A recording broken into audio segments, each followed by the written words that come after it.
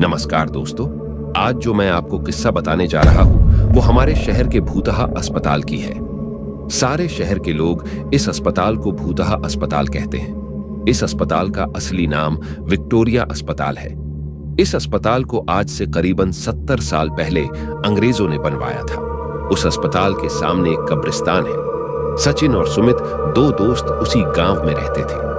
एक दिन सचिन के दादाजी ने उसको अस्पताल के बारे में बताया कि आज से 60 साल पहले इस अस्पताल में ऑपरेशन के दौरान एक लड़की की मौत हो गई थी।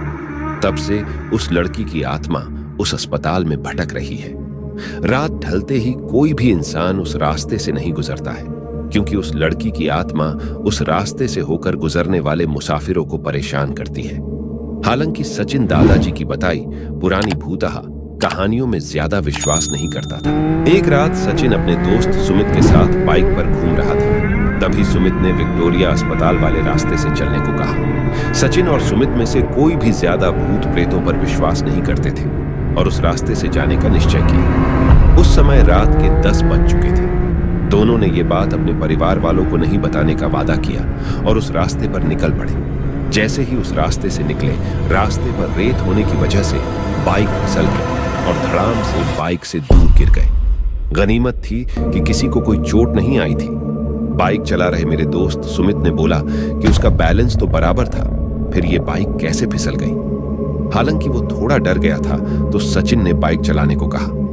हम 1 किलोमीटर ही चले थे कि अचानक हमारी गाड़ी का टायर पंचर हो गया और गाड़ी की स्पीड तेज होने से गाड़ी इस बार फिर पिछली बार से भी दूर तक फिसलती गई। इस बार हमें कोहनियों और घुटनों पर थोड़ी चोट आई थी। सुमित फिर से बोला कि इस जगह में जरूर कोई गड़बड़ है, हम लोग वापस चलते हैं। लेकिन मैंने उसकी बात नहीं मानी और बाइक छोड़कर पैदल चलना शुरू कर दिया। हम थोड़ी दूर ही चले थे कि अचानक किसी लड़की के चीखने की आवाजें सुनाई दी। ये सुनकर हम रुक गए और सुमित बोला, यार तुमको चीखने की आवाज सुनाई दी क्या? मैंने उसकी बातों को अनसुना कर कहा कि कोई जानवर की आवाज होगी। 5 मिनट चलने के बाद वो ही चीख फिर से सुनाई दी। इस बार तो हम दोनों को भी थोड़ा डर लगने लगा। हमने वापस चलने के बारे में सोचा, लेकिन हम रास्ते के बीच में आ गए थे। पीछे चलने में 3 किलोमीटर और आगे चलने में 2 किलोमीटर और बाकी थे।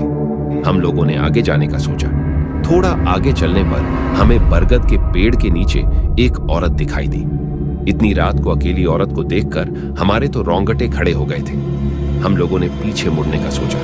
तभी वो बूढ़ी औरत चिल्लाई, बेटा रुको, मुझे हाईवे तक का रास्ता बता दो। हमने पूछा कि इतनी रात को आप इस रास्ते से कैसे निकल रही हो?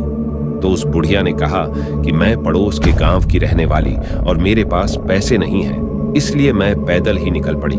हाईवे के उस पार मेरा गांव है। हमने उस बुढ़िया की बात का विश्वास कर लिया और आगे निकल पड़े।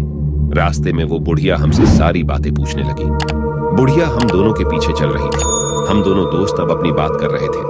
तभी सुमित बोला कि लो माँ जी, आपका रास्ता आ गया। और वो जैसे ही पीछे मुड़ा तो वहां कोई नहीं था। हम दोनों की तो सिट्टी पिट्टी गुल हो गई। हम वहां से जोर से भागने लगे।